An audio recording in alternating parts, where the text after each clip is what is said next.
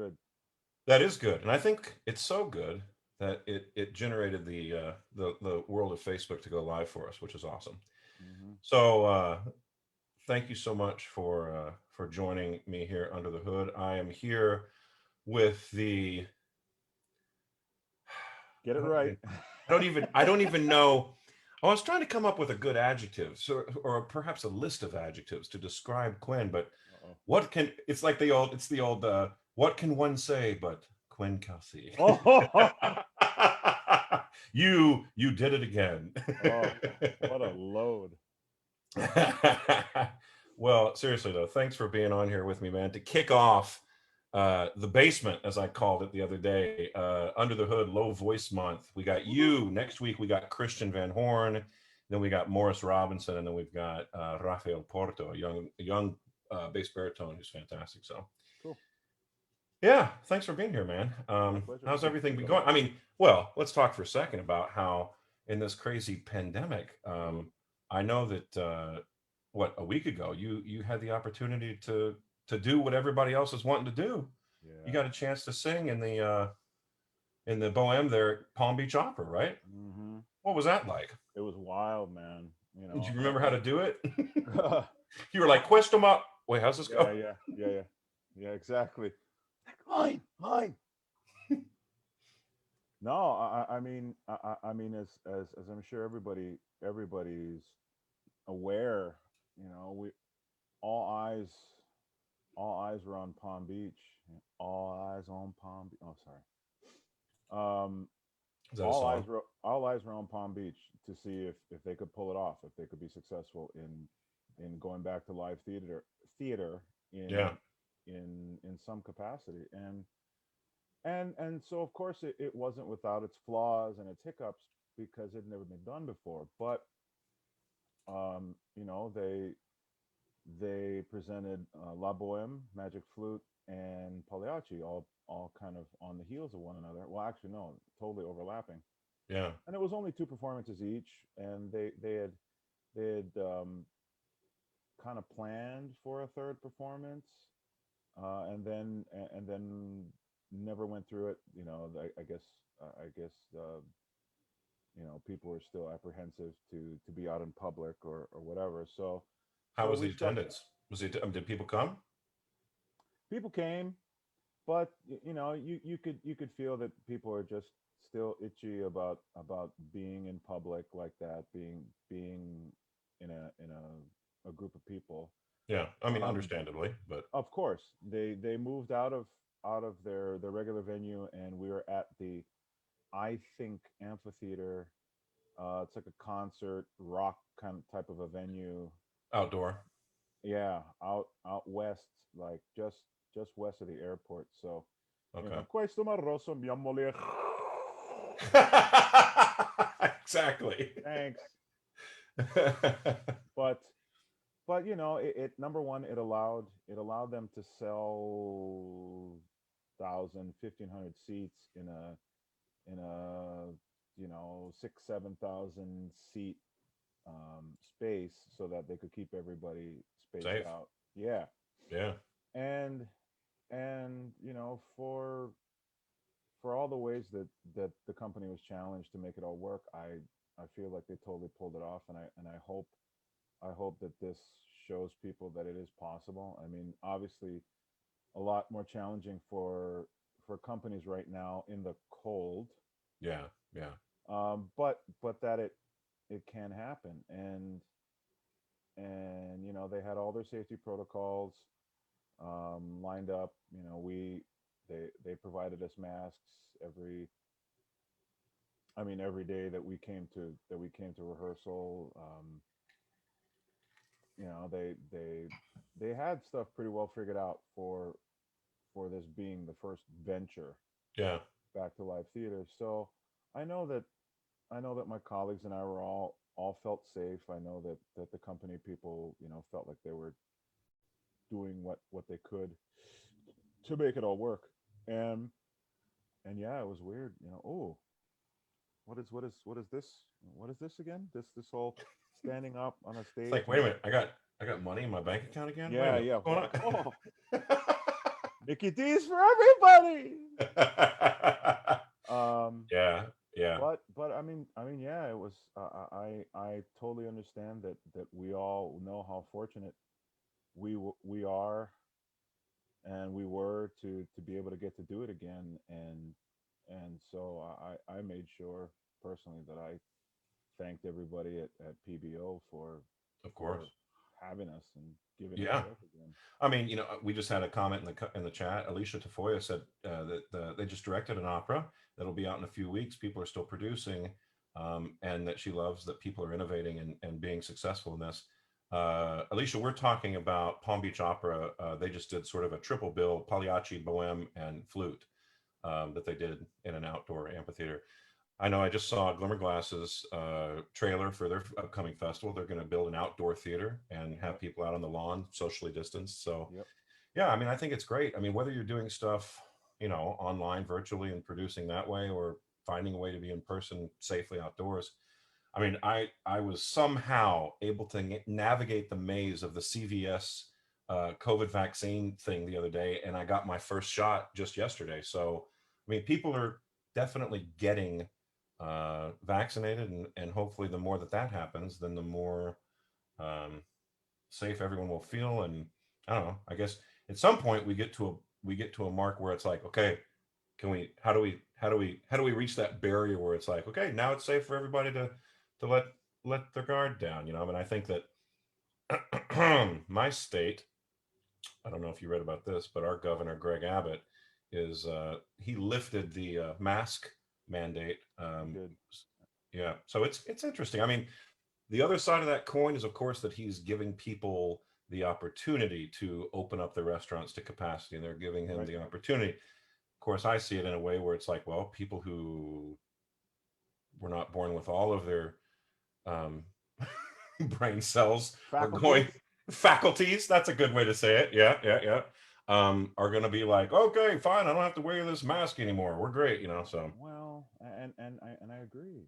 I mean, is it time yet? Is it no, okay? Or I mean, do we have everything under that much under control right. that a whole state can say, all right, let's get back to. I'm I don't thinking. think so. I mean, I think if you take a look at the numbers and you think, I think 2 million people in Texas have been vaccinated. There's 29 million people in the state, so 27 million are still not. That doesn't sound like a safe number to be like, okay, open the gates. Well, But whatever. We're not here necessarily to talk about to that. Let's talk about how you came from Hawaii, right? yes, That's where sir. you were born. Born And and raised. how did you initially get involved in music and singing specifically? I was my sister and I were born into it. It's in our blood. Our mother was classically trained. Um, she, she's one of those who had to find it all on her own, and it's something she really loved to do. She liked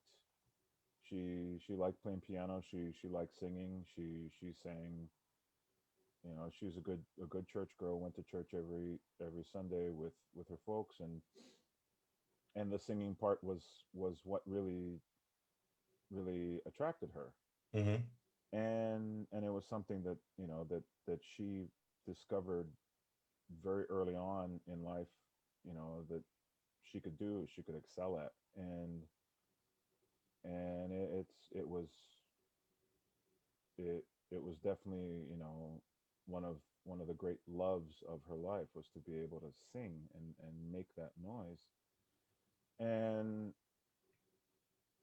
so, she met my father in college. They sang a duet together. I mean, pretty serendipitous, right? And so the choir for I mean, among other things, the choir director of that group would brag, until her last days, that she was the reason my folks got together. She's the reason that my sister and I came about. She ended up giving my sister her middle name, but I mean, music was I mean, it wasn't all that we knew, but it was a huge part of our lives, Did from they, I mean, were they professional musicians when you were growing up? I mean, my father was always a natural talent. He never did any kind of formal study. He screwed around with some things. Like he learned Valentin for his his opera chorus audition Yeah. in Hawaii in the late '80s, and I'm sure my mother drug him over to the piano and helped him learn it. But he never had any formal training. He was the lead singer in a rock band in high school, and then did like Simon and Garfunkel stuff with the leader of the other of the the rival band in high school. But my mother was the one who had the training. She they both started school, and then they met and got married, and he had to pull out so he'd go to work, and she wanted to have a family. But um I guess right after I was born, or right before my sister was born, she went back to school and got her education degree, but studied with a teacher during that time. And Was it she focused on music education or? oh, I'm sorry, yeah, yeah, totally Yeah, music. But she didn't. I'd always thought, oh, she got a performance degree. No, no, she did education. I hmm, mean, so that she could have something to fall back on, in case she wasn't, in case the solo career, didn't work, or she sure, decided against it. And that's what she did. She did all the local competitions and things, but wanted a family. And so having a family meant that she couldn't be traveling around from gig to gig. And so she was a career um, choir director, high school choir director, church choir director. um, but she's where the three of us got all of our, or at least a huge majority of our appreciation in music. and sure. and it was such a it was our thing, within our family. And we grew a reputation in Honolulu, uh, because it's what we did, is what we were known for, it's what she was known for. And Did you guys ever perform as a family? not I mean, yes, technically. My folks started in a bunch of different ways. But we would do special gigs where we would all sing together, especially once my sister and I were older. We could hold our own parts. Then Yeah, we had four-part harmony, because my sister would sing soprano, my mother would sing mezzo, my dad would sing tenor, and I would sing bass. So it was just like, yeah, any there you go. any any SATB, anything, sure. Yeah, it was definitely our thing. And my mother started in the opera chorus in Hawaii in 85, 86, and got my father in it by the late 80s. And so then the only problem then was that mom and dad were doing this other singing thing. And so my sister and I were just kind of going, okay, well, let's do it too. Oh,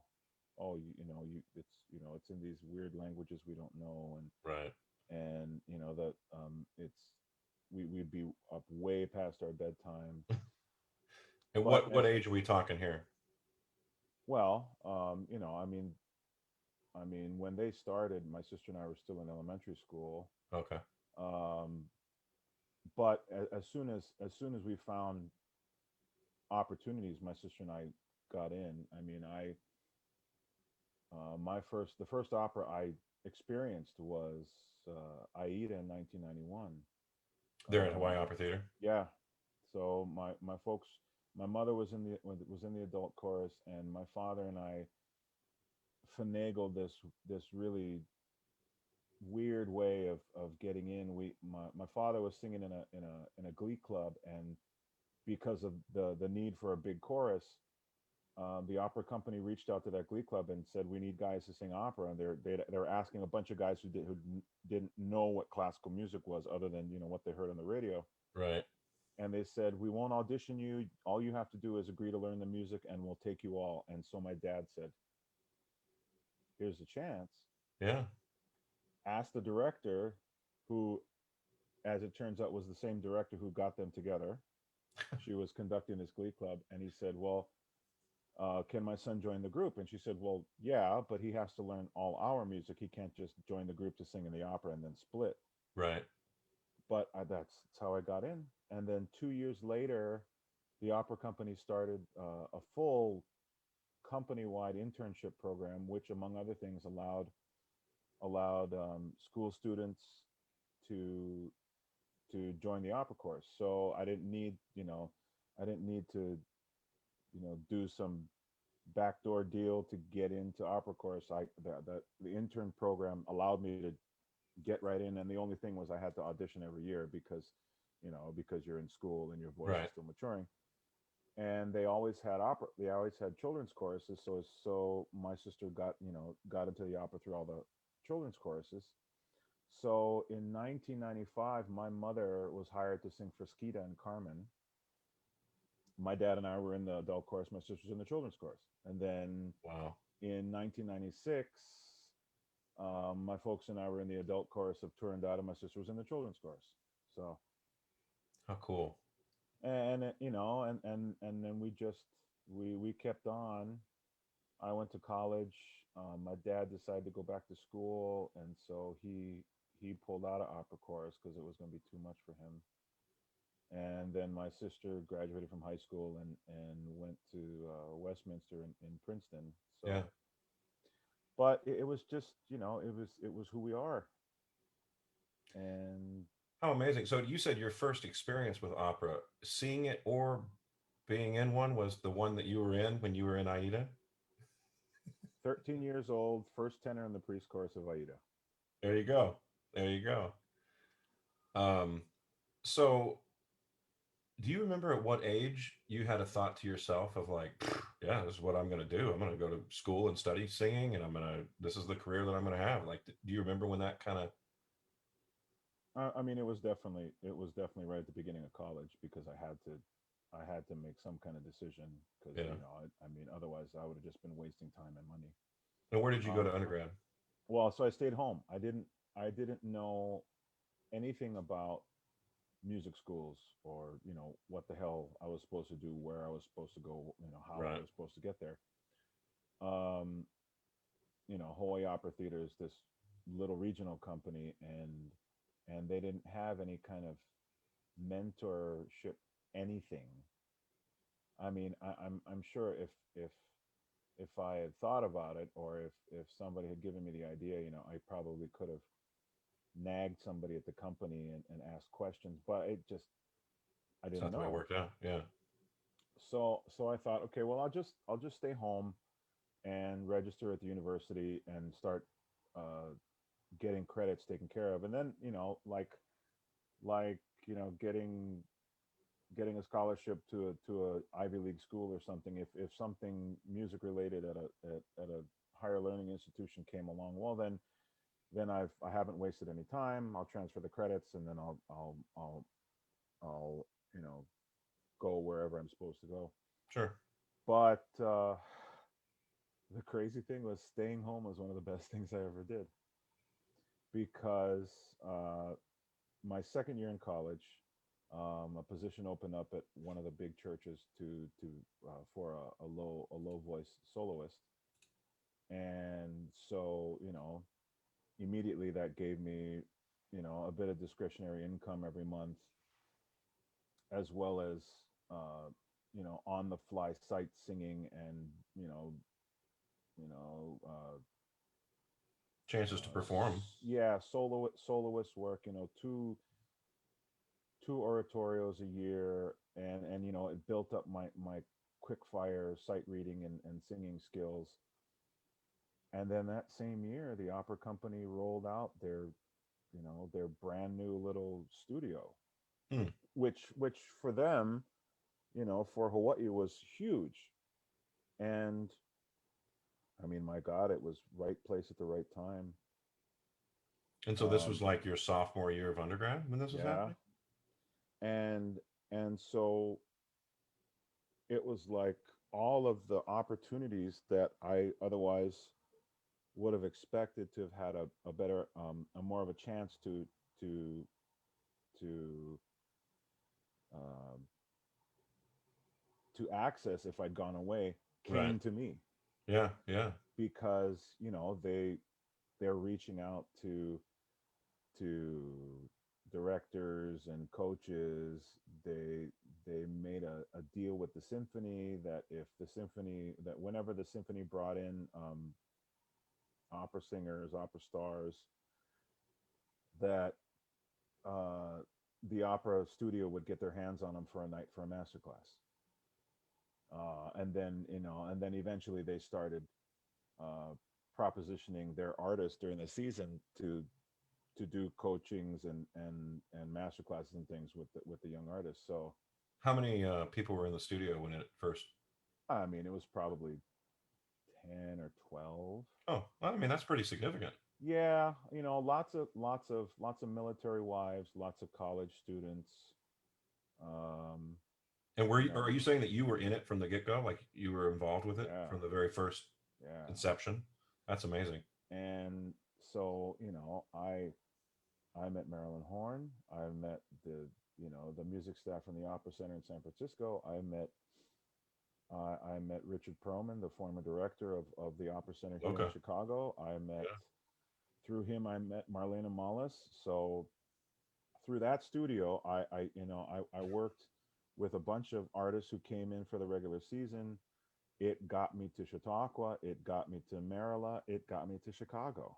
Wow. So let's back up for a second. When did you have your first sort of formal voice lesson where instead of singing with the family, you were like, oh, okay, so I got to work on my solo instrument and realize what I need to do to sort of focus my energies towards, this as a solo artist. It was college for sure. As soon as I decided decided I was gonna be a performance major, um, one of the one of the voice faculty, had basically known me since I was born because he joined the faculty right before my mother went back to school. So like he was directing the opera workshop classes, while she was finishing her degree. So Yeah. I mean, I went to I went to school with his son and you know his daughter and my sister are the same age. So it was we were backstage in the spring of '97 because I graduated in the spring of '96 and went straight to the university in the fall. So in the spring of '97, we're back. We're in Tosca, and he's the sacristan.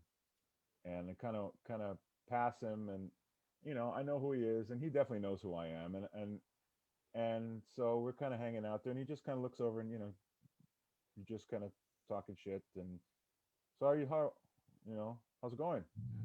Yeah, and and he knew that I was in the university at that point. He goes, so you need an advisor? And I said, yep. He goes, all right. Why don't you come to my office on Monday and we'll talk? I said, cool. And And he and ended up being your voice teacher? yeah, my first formal voice teacher. Wow. Yeah, his name is John Mount. John Mount. He came from Iowa, some kind of Midwest something. Hmm. He did a bunch of Santa Fe way back in the day, and then he was at Marilla back when Marilla was pay to play, Right, right.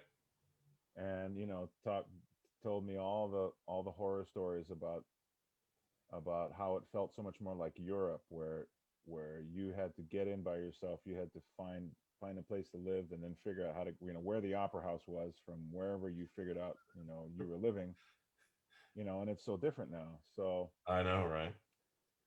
but he did Glimmerglass, he did Central City and stuff like that. One of his big roles was Most Happy Fella. Oh, nice. Okay. Yeah. So But how cool. I mean, talk about the fortune that was sort of like being in the right place at the right time, like you you said. I mean, you don't even know, dude. that's amazing. So talk to me about like some of the first things that you started to become aware of when you started having formal voice lessons with this guy. Uh, And um, what do you remember some things that were like, oh, wait a minute, what I have to do what? Head voice, Sure. period. Because before that, what were you sort of you mentioned that you were singing bass in the family quartet, but and tell people what you mean when you say head voice. Okay. So 1991, like I said, first tenor in the pre-chorus in Aida. I because of all the singing that I had done at an early age, I was definitely a boy soprano. I mean, I had a higher top end than one of our family friends who was a coloratura soprano. You know, and she'd hit her top end, and I was like, "No, I got this. Watch that." But I mean, I was 9 years old, 10 years old. So as my voice began to naturally mature, that turned into first tenor. Um, and I knew that the sound needed to function a certain way, but that was it. I knew enough to know that if you're singing and it's hurting, then stop. But it Good. didn't hurt, and singing up that high worked in whatever capacity was going to work at 13. Yeah. And opera, I I I immediately noticed all the ways that the principals had this color, this focus in the voice, and it wasn't. I mean, back then it just sounded like volume, and like, wow, they can make this noise that fills the space. Right. And so, in my head, I'm going, okay, so I at some point I should figure out how to do that too. But I did a lot of mimicking until I actually had a formal lesson. So I try to mimic, the color and the just the ways that their sound, that their voices uh behave. I didn't know anything about focus and diaphragm and squealo or any of that. So I just kind of made it up how I heard them do it. Sure. And again, as long as it didn't hurt, then all right, we're cool. And then about sophomore year in high school, the it wasn't hurting, but singing tenor just wasn't working the way that it used to. Hmm. And and I was singing in the special choir at my high school.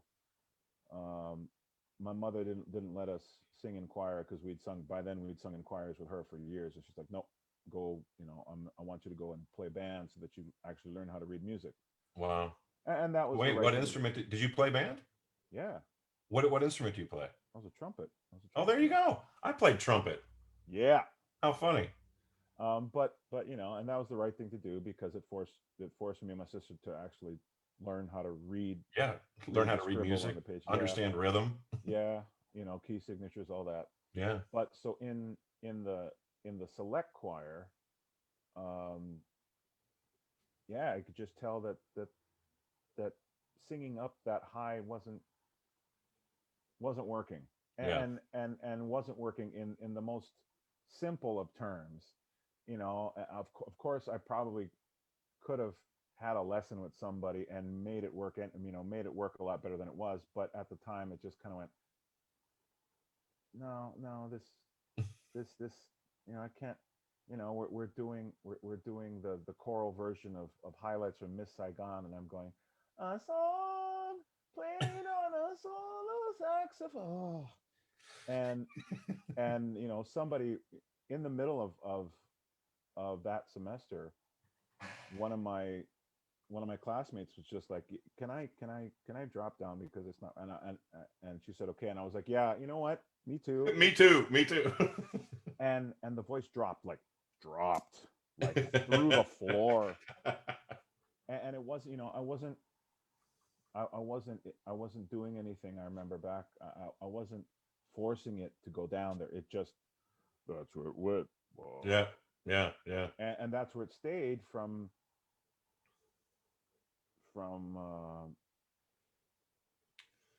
I mean, basically down there from sophomore year in high school until maybe right after I declared my major, because Hmm. because then it was all natural. There was no, nobody was. I mean, my mother would give me tips and stuff, but I don't know if she didn't want to give me a whole lot of her own opinions, or Right. what. She didn't want to become your teacher. She just wanted to kind Well, of. but I mean, that's for a whole other conversation. My mother could really do it. She was kind of a kind of a spinto. She was a full lyric, but she had upper extension. It wasn't really beefy, but she could sing some butterfly. She could sing a little bit of turn dot. Oh wow. But it was just the from what you heard, there was just no doubt that she had whatever she knew how to do figured out. And Yeah. so I think back and I go, well, I know you had it figured out, and I I mean, sure, I'm sure I would have protested back then, but now I would have been like, yeah, no, that's definitely what it was. And so all of that, from when my voice dropped until I started formal training in college, was all natural. So I Yeah. learned I learned Valentin well, I learned Avant de quitter, my junior year in high school, and then I learned Vecchia Zimarra my senior year. Well, because that, we didn't nobody had a clue, what my voice was going to do. They just knew that I could pick it up and do Yeah. it. The notes. Yeah. Yeah. And so it was just, I by then I'd been singing in opera chorus for, 2 or 3 seasons, and so the mimicking was working.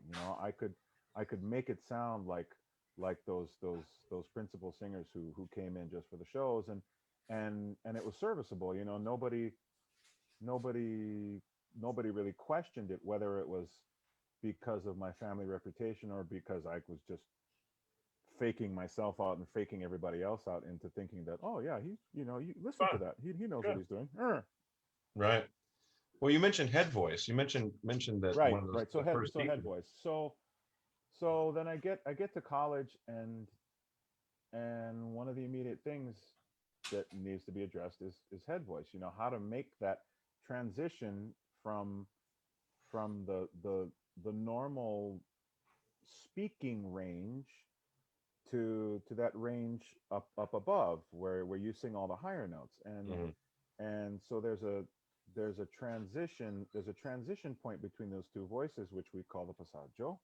Right. And so it was about, okay, yeah, sure, when you get up there, it's, if you're not doing it right, you're just kind of going to go, ah! And we can't, you can't clang through that. You have to be able to transition smoothly. And so it was it was beginning that training of, among other things, addressing that transition from the speaking voice range up into that higher range, which is what we a lot of times refer to as the head voice. Yeah. And it was tough. It was tough because there's no, because it's in you. It's not like you can. you can grab the trumpet and pull out the valve and go like, this, see what this does, and the air goes here, and then you extend that valve out there and this one out Right. here, and it's a mechanism that's covered up, and you can't just open it up and go this and this and this, Right. or you can with a model, but you still have to explain it in a way so that the living breathing person knows knows how to do it within themselves, and Right. and this Well, I is think a lot of young singers come from such a significant choral background, and somebody in the chat had mentioned like that's a smart mama that wouldn't let you sing in choirs, because so often we're taught to blend, right? We have to blend with the other people in sure, the section, and we sure, have to try to create a sound that's not going to stick out. But of course, as a soloist, that's what we're training ourselves to do, is to right, be able to right, not only stick out from a choir, but sing over an orchestra and into a yeah, big hall. So I think for male singers, a lot of people who approach it from the coming from the top down, and tenors, in order to not stick out, they're really blending a lot of their falsetto into the upper voice. And so definitely. I think understanding that if we're going to put falsetto to the side for a second, which I think is important to do, what we're really talking about, whether you're a bass or a bass baritone or a baritone or a tenor, you're taking your real speaking voice and you're stretching it all the way up. And like you said, there's the passaggio, which is this, sort of transition into a different type of resonance, but it's really the same mechanism from top to bottom. True. And it's a matter of trying to find how to, with the right vowels and with the right, not, I mean, so many things get in the way, right? I mean, Tons. I keep saying it every episode, but like my favorite quote, I don't know if you're familiar with Lamperti's book, Vocal Wisdom, but there's this quote in there that says, the difficulty in learning how to sing is finding its simplicity. Ha ha ha. And I love See. that quote because Yeah. it's like, I teach a lot, and everyone's aha moment is this thing where they let go of whatever muscular tension they're using, and they go, and of course I go, yeah, that's it, and then they go, oh, that feels like I'm not even doing anything. It's like, yeah, because you're so used to squeezing the shit out of it that now you you know You're so used to doing this and this and this and this and this, and right. all you want is that. Right, right. You just want an efficient coordination between these things, but it's hard. It's easier said than done, for sure, Oh, for for sure. sure, for sure. So we got speaking of Rafael Porto being the last bass on this program for this month. He asks, curious, was there ever like a bass baritone versus Verdi baritone thing going on? I mean, once, let's say after undergrad, did you go on to graduate school, or did you go straight to Chicago? I went to Chautauqua while I was finishing undergrad. Yeah, I went to Maryland right at the end of undergrad. I graduated, and I graduated Christmas of 2002, and then by this, like mid-March, moved to Chicago. So I mean, the transition was just like, tuk, tuk, tuk. which is insane. I mean, I'm just going to pause for a second and be like, that doesn't happen. I mean, Stephanie Blythe went straight from undergrad to the Lindemann program at the Met. It's just sort of like these. It's just incredible. It's unbelievable that, like you said, right place, right Well, time, doing the right things. but it blows my mind when I look back at it. Yeah, yeah, totally.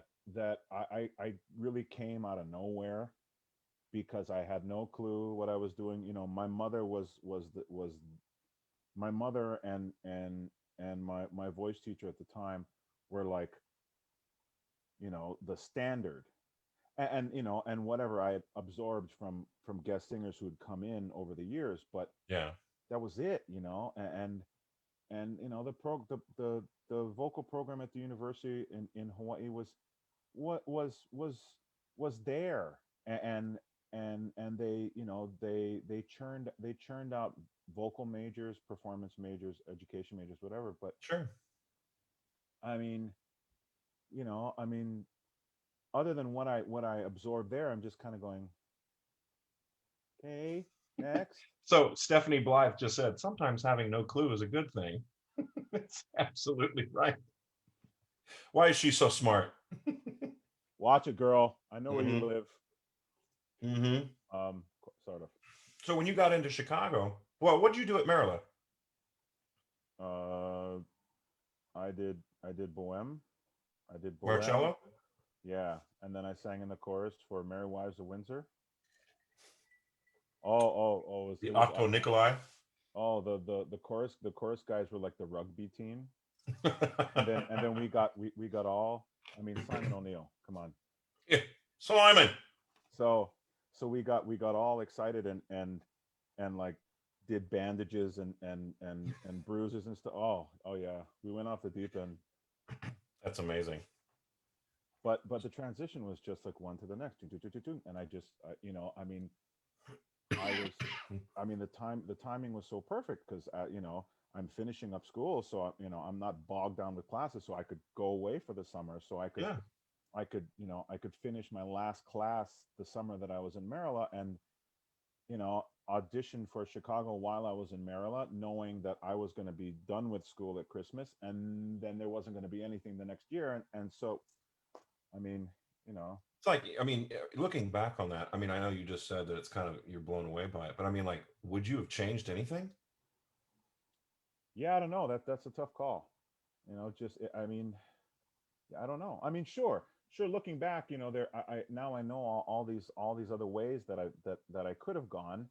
All these other ways that I would have told myself that I would have coached myself and said, okay, make sure you do this and ask for this and audition here, da da da da da. But Well, where do you feel that there was a misstep? I mean, there was none.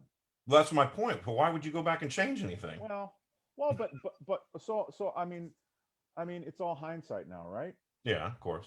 But no, I mean, just going on what I've done and where I've come from. No, there is. I mean, I mean, so often you hear stories about, oh yeah, I studied with this one teacher for like 3 years, and they ended up just ruining my voice, and then I had to work with another technician to kind of get back on track. And it was all these different stories, and how amazing that you were so fortunate to just have the right people around you Yes, and sir. supporting you that really just led to and the other thing is not only technically did you get sort of led astray, but also repertoire wise. I mean, obviously you sang Marcello in Maryland. You just sang Marcello last weekend, so you're still sticking with similar rep that you've always been in.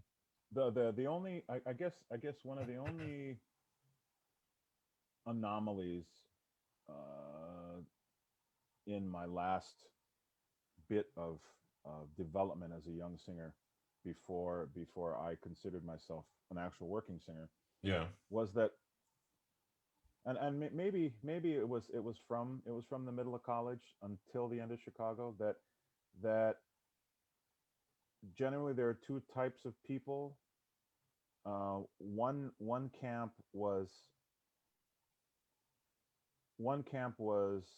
uh, was hesitant to to to do a whole lot with me because they could tell that there was something going on with the voice, that it wasn't just going to be a run of the mill baritone, lyric baritone, whatever. right, right, right. But they didn't know what it was, and so then they were hesitant to do anything. And then the other camp, at the same time, was hesitant to do anything because they knew that there were other possibilities, and then they were just trying to to keep me safe, to shield me, Right. and Yeah. and so that was.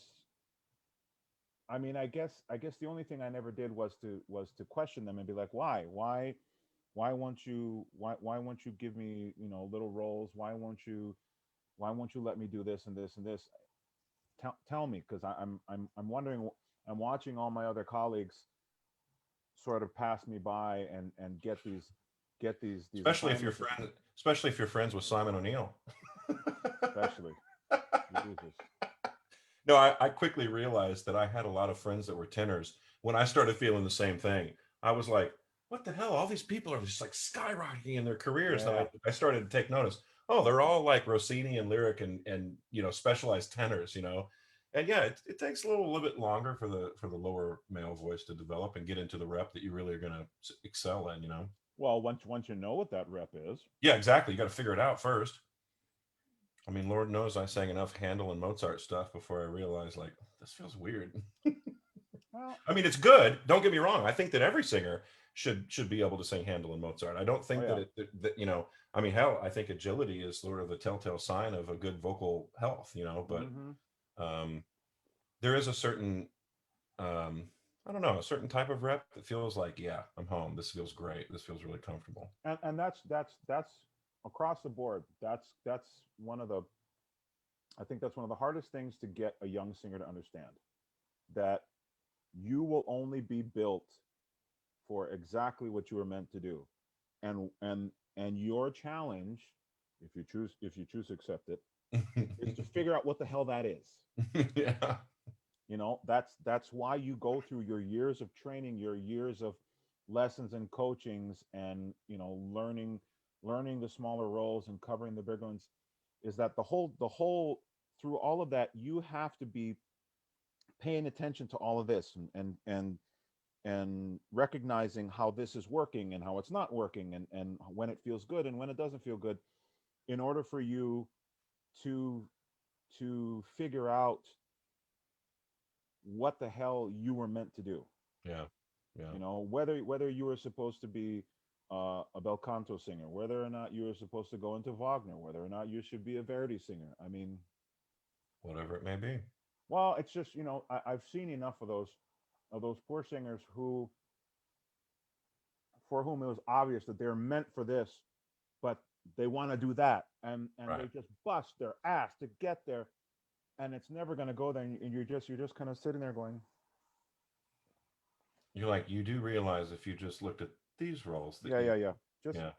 come back there, that's good.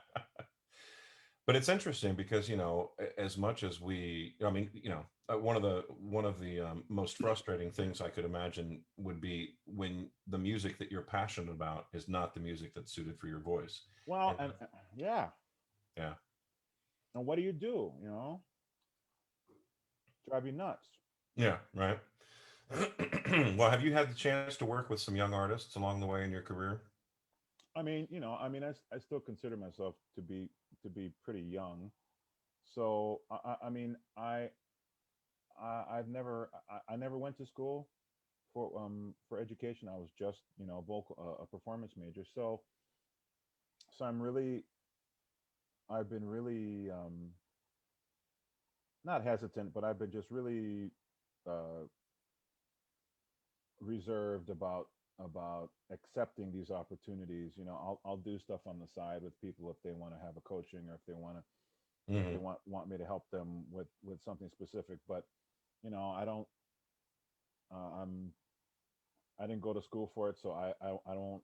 I won't say, yeah, let's, I'll teach you, da da da da. It's I I've Sure. I've taken master class opportunities, uh, a little bit more in recent years. There's just not enough time to do what you want to do Well, as I'll say well. this: don't sell yourself short just because you don't have a piece of paper that says that you know information. Well, no, no, I mean, no. when Well, you've worked with well, one of our viewers here, Maestro Ricardo Fritza. I mean, when you work with maestros, maestri, um, and just the colleagues that we have, in this industry, we learn so much from just watching on stage and listening, and from the direction. You know, you have a lot that I'm sure that you could share with a young singer, and I think that in helping them understand what you just said, it's like this is the kind of direction that you need to understand. I mean, I think now more than ever, I'm going to steal Stephanie Bly's quote from a few do weeks it. ago. She's like, we've got to be creating entrepreneurs. I mean, I think that this idea of following in the footsteps from those that came before us is, I don't know. We're in a place right now. We're like, well, I don't know what next month, next week is going to look like. So True. I think that young artists have to learn to forge their own paths and sort of create opportunities. But the better that they are informed about what it is that they can be doing proactively, and whether that's repertoire, whether that's I don't know, I kind of hate the word branding, but whether it's coming up with an idea of how to create this image for themselves. And I think now more than ever, everyone's kind of been put on a reset, for so to speak, for a little while here. um, I don't know. I think it'll be interesting to see what turns over. No, definitely, and I agree. we modern these modern times have really, especially, well, excuse me, these modern times, but specifically the last 12 months have surely put us on our heads. Yeah, yeah, And so, I mean, you and I have both watched um arts organizations, young singers, people trying to scramble to have to reinvent themselves in some yeah, capacity. yeah, yeah, So I agree. We gotta. I mean, we want to perpetuate our art, but we also got to be able to, you know, pay rent and pay bills and stuff. yeah. That stuff. That stuff. Well, looking forward, has there, repertoire wise, since we're talking rep a little bit, is there a role that you haven't had a chance to sing that you have purposely kind of put off, or just one that for whatever reason hasn't come down the pipe that you're really looking forward to one day singing? Um, Doing Tosca this year. Scarpia. That's great. That's great. I have, I mean, since '97 when I watched that guy do it, and I just went, wow. Yeah. I had to kind of cram the Te Deum, fall of late in the fall of '19 for a festival back in Honolulu, and watch YouTube clips of Milnes Right. and Gobi and Bryn just looking like he's on crack on stage at Covent Garden and just going, wow, Yeah, I know, right? yeah, let's do that. And it's time now. So I'm looking forward to that. You know, I kind of went backwards in my Verdi rep. Like, I would have otherwise expected to have started um, chewing into Rigoletto in the last 2 years, Yeah. but I've been singing Rigoletto now for 10 years, Oh wow. and I have yet to do. I've only done one Don Carlo. I haven't done Ballo in Mascara yet. Mm. I wanna get into those. I want to get into Macbeth. I want to get into Otello. Yeah. So it's just about owning and inhabiting, this meat of the rep that is mine. Yeah. Well, I should say that I'm proud to share it with you. Oh, sir, please, it's my pleasure. It's interesting though. You mentioned Milnes and Scarpia. It seems like when you think of some, or at least when I think of some Verdi roles and some Puccini roles, there's like there's the beautifully voiced, elegant timbre that fits really well with Germont, that fits really well with Posa. That's even works with Ford. I mean, I think those three roles are kind of considered the more lyric of the Hmm. Verdi. And then you get into things like Renato, and you get into Trovatore, which I think is more on the elegant side, sure. Sure. But you mentioned Rigoletto.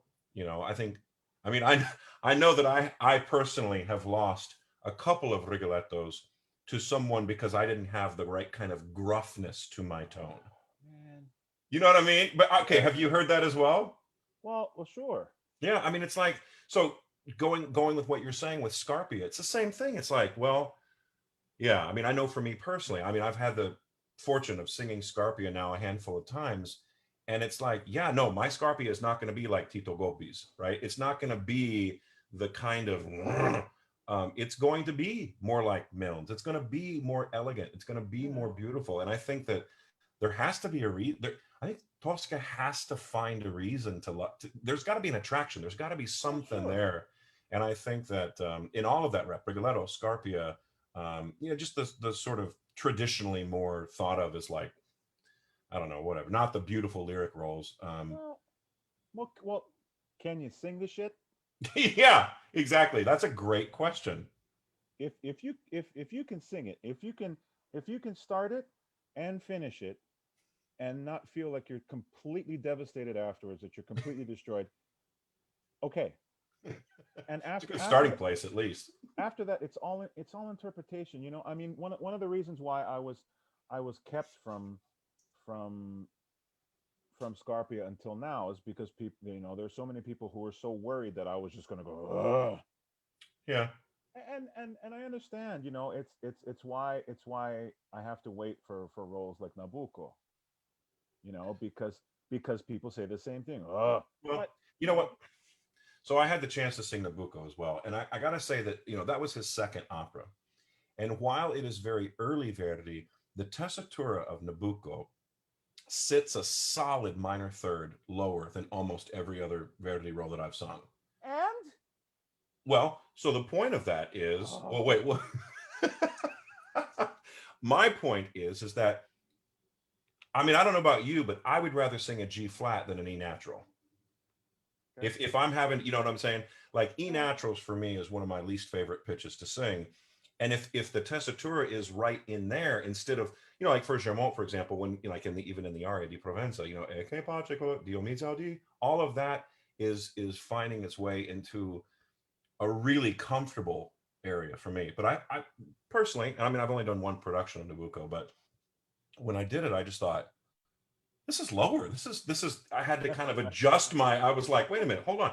Not that it was weird or wrong or bad or anything, but it was different, and it was noticeably different, as opposed to all the other roles that I had sung. But yeah, I mean, I do think that Kyle Albertson says amen. Kyle was actually the Yeah, Kyle sacristan. knows. Yeah. And Yeah, but Latanya Moore says that's right. Scarpia must ooze sex. uh-oh. Uh-oh.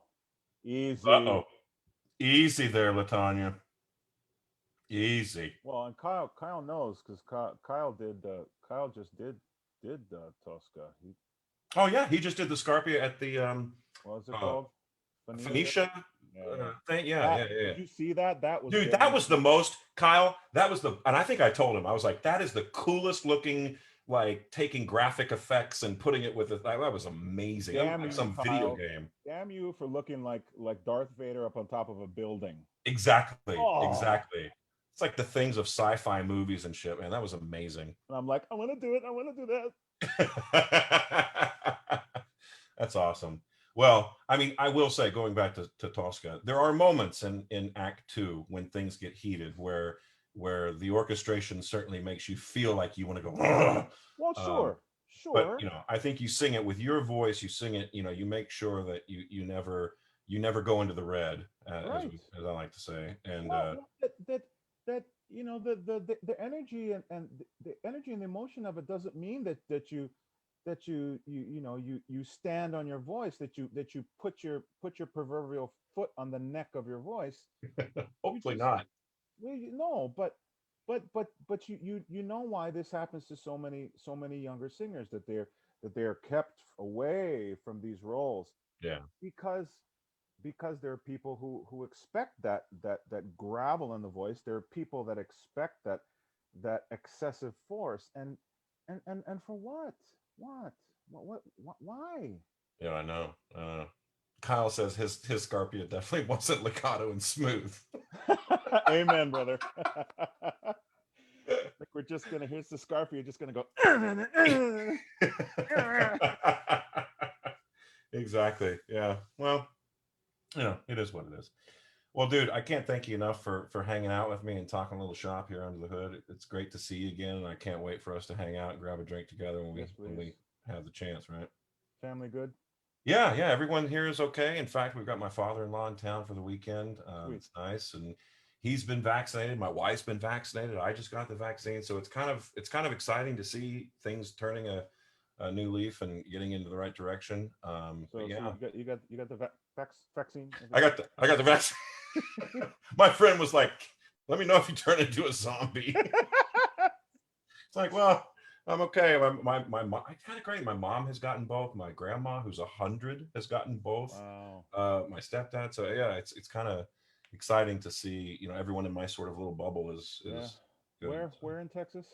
we're in Houston. Oh, you Not are. sure how much longer. I just got the full-time teaching position at UMKC I was gonna Conservatory. ask. Yeah, yeah. So How it's long has nice. I it mean, been? this is my first year. What a Oh, weird place to still. start a new job, but Right. I think it's actually really been interesting to sort of, I mean, listen, I have had a passion for teaching for the last 20 years or so. I think I've kind of always had one foot on stage and one foot in academia. When I was a grad student at IU, I had their associate instructorship, scholarship thing. And so that was when I really started to feel that I had this passion for taking the information that I had sort of translated and then being able to help someone else understand how Mm-hmm. to put their voice to use, and I don't know. Through the years, I've just had lots of opportunities to teach, and so for me, it was the right decision. But I've never really initiated a lesson with someone online. It's always been like, I'm singing at some company and the young artists, hey, could I get a lesson? Yeah, absolutely. Right. So we work and they're like, oh wow, I'd really love to continue working with you after you leave. So Mm-hmm. then I teach on Skype or FaceTime or Mm-hmm. WhatsApp or Google Duo or whatever. But this, they all were sent home last March when everybody else was. And Mm-hmm. when I got hired, I was hired like 2 days. Like I sent in my contract, and then like 2 days later, the entire university system shut down their searches for everything else. So You're I like, was literally hi, like, I'm here. I know, right? Yeah, it was literally like, oh wait, so what? But thankfully, my paperwork was processed, and I was able to Yeah, get yeah, yeah. get on and Good man. talk about being in the right place at the right time. I mean, for our family, of course, all my performing opportunities were. I mean, I had a couple of virtual opportunities to perform with on a couple of different concerts. A Trovatore that I was supposed to do turned into a virtual concert thing, and then, Mm-hmm. but my wife ended up losing her job in the pandemic, and so, it was just like one thing led to another. But like I said, it's being in the right place at the right time and being ready and prepared for it, and so I ended up getting this great job, and um,